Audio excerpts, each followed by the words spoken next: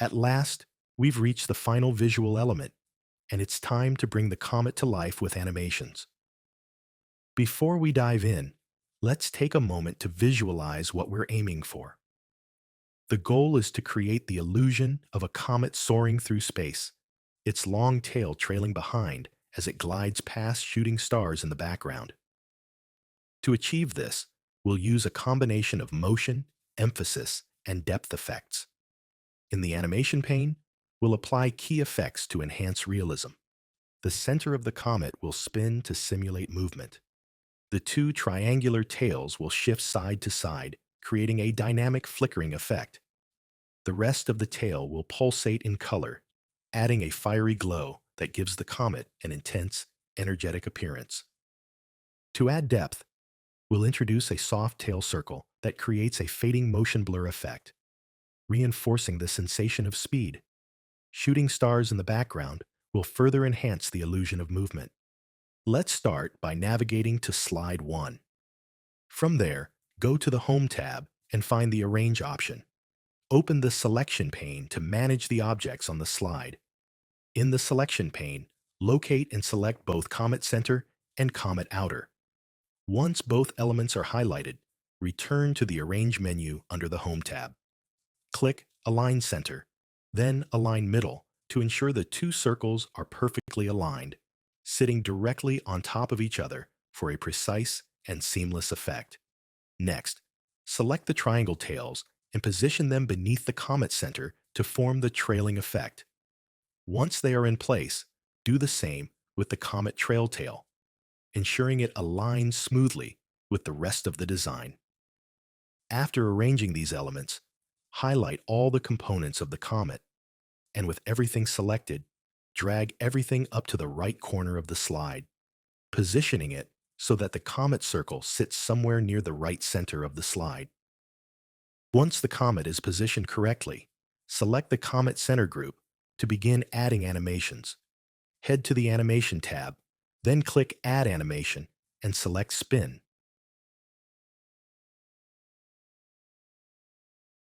Next, in the Animation pane, locate the spin animation you just applied, right-click on it, and choose Start with Previous.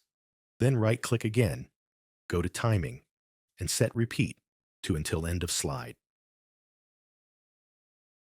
After that, select one of the triangle's tails, then click Add Animation again. This time, under Motion Paths, choose Arcs. Using arcs can be a bit tricky because you need to keep the triangle inside the circle. To adjust it, grab the red dot, which marks the endpoint of the motion path, and carefully position it so that the animation stays within the comet. Then use the animation painter to apply the same animation to the other triangle. In the animation pane, right-click on both animations and select Start with Previous. Go ahead and play the slide, and let's see how it looks. For me, the second triangle is outside the comet. Let's adjust its motion path. You can click on the half-circle rotation arrow to change the direction of the arc. Then, drag the animation handles to resize the arc, making it smaller so the triangle stays within the comet's circular path. Play the slide again to check the adjustments. It might take some fine-tuning, but with careful adjustments, you'll get it to move smoothly.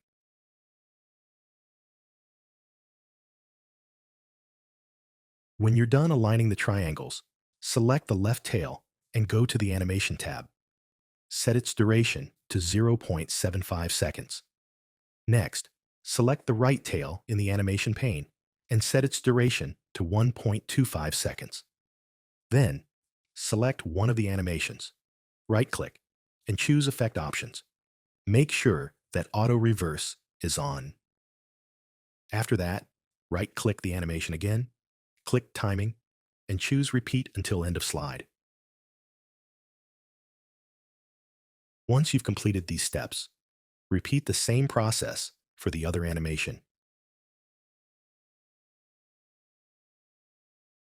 Now, play the slide and watch the animation in action. Let's move on to the long comet tail. Select it, go to the animation pane, and click Add Animation. Choose Pulse from the list. Set it to start with previous, and adjust its duration to 1.25 seconds. Just like before, go to Timing, and set it to Repeat until end of slide. Now, play the slide and watch the animation in action. If the tail or triangles need a slight adjustment, you can select each object. Quick tip: you can use the arrow keys on your keyboard to nudge them into place. This allows for precise positioning without accidentally misaligning other elements. Take your time to fine-tune everything, ensuring the animation looks smooth and stays within the intended path. Once adjusted, play the slide again to check how it all comes together. Before we move on, let's zoom out a bit so we can get a better view of everything. Once that's done, go to the Insert tab and select a rectangle. Format it into a dark background to enhance the overall effect.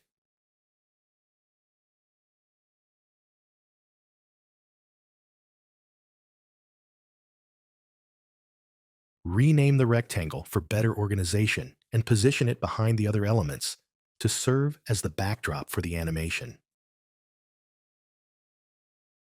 After that, go to the Insert tab again and select the teardrop shape.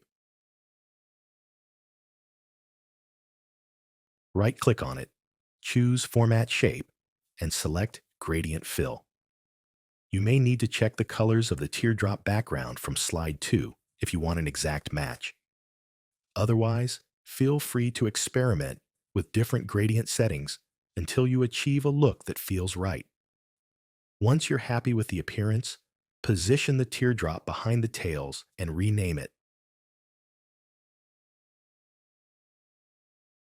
With the teardrop selected, go to the Animation tab and click Add Animation. Choose Custom Path, then try to create a diamond or star-shaped path, making the teardrop move around in the sky. Once the path is drawn, set the duration to 5 seconds. Then in the animation pane, set it to start with previous, and then go to Timing to make sure it repeats until end of slide. Now, play the slide and watch the animation in action. Lastly, we just need to add some shooting stars to the background, and we're done. Go to the Insert tab and select a line. Right-click on it and change its outline color to white. Then, go to the Animation tab and click Add Animation. Choose Line as the motion path. Click on the red dot, which marks the endpoint of the animation, and drag it outside the slide canvas in a straight line to make the shooting star move off screen. Once you've set the motion path, adjust the placement of the shooting star so it looks natural in the sky. Don't worry if it starts on the brown side of the slide, as we will add a cover over that area later to hide it. Head to the selection pane and drag the shooting star above the background so it appears in front. Rename it for better organization. Then go to the animation pane. Set the animation to start with previous, and under Timing, choose Repeat until end of slide. Set the duration to 1 second so the shooting star moves quickly across the screen. Now, play the slide to preview the effect. That looks good. Let's duplicate the shooting star twice, so we have a total of 3. Adjust the size of some of them to create variation, and spread them out across the canvas for a more natural effect.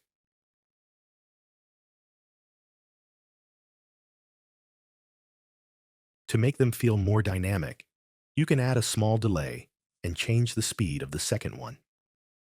I will add a 0.75 second delay and adjust its duration to make the movement feel more natural and varied.